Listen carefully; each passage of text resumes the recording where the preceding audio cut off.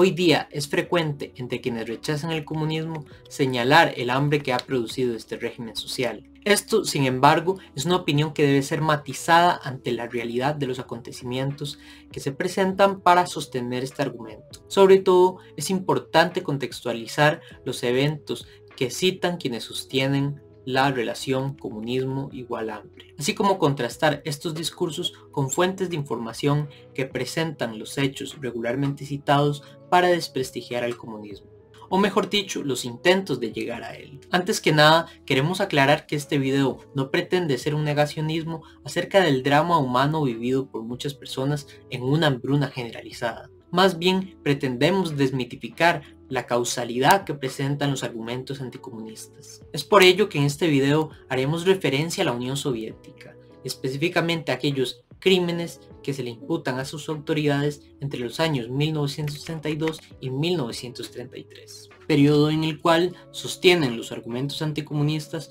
tuvo lugar un genocidio llamado el Holodomor, cuyo significado es el de matar de hambre. Esta acusación consiste en atribuir a las autoridades soviéticas una hambruna que socavó al pueblo ucraniano y a otros pueblos de la URSS, en particular a la figura de Joseph Stalin. Es decir, es una acusación que pretende presentar un evento que trajo muertos a la consciente incautación de alimentos por parte de las autoridades soviéticas.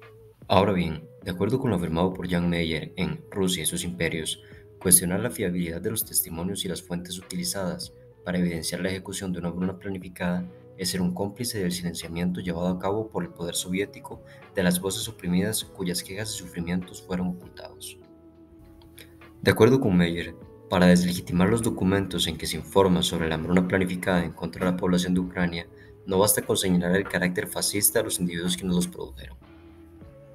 Entonces, para dicho autor, las fuentes producidas por un cónsul fascista italiano, a las que suma testimonios puntuales de carácter anecdótico, no se les puede restar validez o confiabilidad por el mero hecho de proceder de una persona con un posicionamiento político completamente anticomunista y antisoviético. Y es que el origen de mucha de la información para las acusaciones hechas al gobierno soviético residió en gran medida en la propaganda hecha para la difamación de la URSS y la apología al nazifascismo alemán. Esta propaganda llegó a Estados Unidos en 1934, de la mano del periodismo del magnate de la prensa William Randolph Hearst, quien ya, en su momento, era conocido en Estados Unidos por ser abiertamente fascista. De acuerdo con el argumento sostenido por Douglas Tottle, la intención de Hearst con la publicación de los artículos en sus medios de prensa era opacar los progresos económicos e industriales alcanzados por la URSS y de esta manera apagar los ánimos de los comunistas estadounidenses, haciéndoles creer que en el país referente del socialismo abundaban el hambre y la miseria.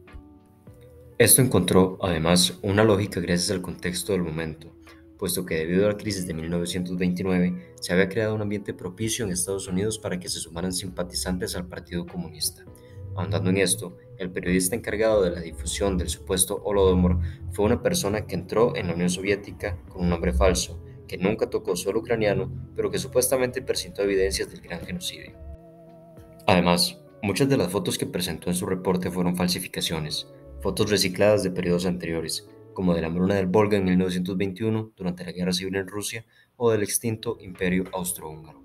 Este mismo periodista que se presentó bajo el nombre de Thomas Walker en realidad era un expresidiario llamado Robert Greene, quien además admitió ante la propia justicia norteamericana que las fotos que proporcionó para sus artículos en realidad eran unas falsificaciones. Entonces, ¿por qué un tipo de periodismo como este, tan desprestigiado inclusive en su momento, hoy tiene tanta autoridad moral por parte de sectores académicos y gubernamentales? Esto responde a que en la Guerra Fría el gobierno del republicano y neoconservador Ronald Reagan recicló mucho de este discurso para su campaña en contra de la Unión Soviética, utilizando así mucho del material producido por fascistas alemanes y estadounidenses. A Reagan no le importó de dónde residiera esta información, sino que sencillamente necesitaba recursos para atacar a la Unión Soviética.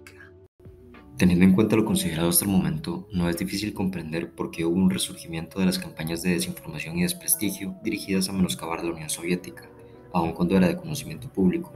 Durante la década de los años 30, que mucha de esta información había sido ya destapada como fraudulenta.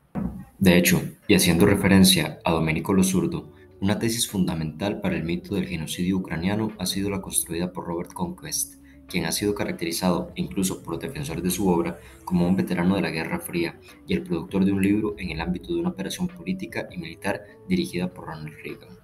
Tesis similares a las de Conquest fueron producidas en propagandas como El Libro Negro del Comunismo, en el que se acusa a Stalin de ser el ucranófobo que por medio de una acción premeditada causó, a través del hambre, la muerte de 6 millones de personas. Por otro lado, Lo Zurdo presenta la irracionalidad de tal argumento, ya que, al mismo tiempo que se daba el aparente genocidio por hambre, Stalin promovía leyes para el desarrollo de la cultura ucraniana y una política de aceptación positiva con respecto a esta.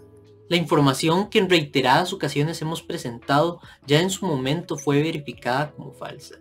Sin embargo, ha sido utilizada en reiteradas ocasiones, a pesar de que ésta se enmarcó en el contexto previo a la Segunda Guerra Mundial para incentivar el odio a la Unión Soviética. Esto, por supuesto, nunca fue impedimento para que los autores antisoviéticos, posteriormente al contexto de la Segunda Guerra Mundial, utilizaran esta información de manera prácticamente calcada. Esto a pesar de que estaba estrechamente ligada a individuos fascistas, lo que no consideran un aspecto importante para deslegitimar la información, aun cuando en el momento que surgió tuvo una carga política considerablemente negativa. Sin embargo, estos mismos autores consideran que las afirmaciones del primer ministro francés Edouard Herriot, quien estuvo específicamente en Ucrania en 1934, no deben ser tomadas como verdaderas, sino como un testimonio solicitado por el gobierno soviético, ya que en estas negó que la hambruna ucraniana fuera un asunto planificado, así como la amplitud que según los medios occidentales esta tenía.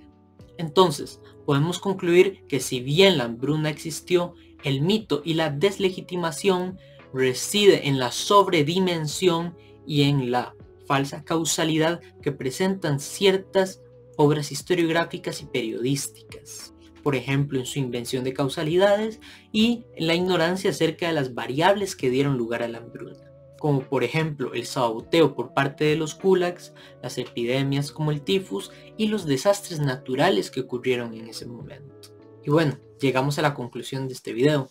Es un placer estar aquí nuevamente. Yo soy Gendel Medrano.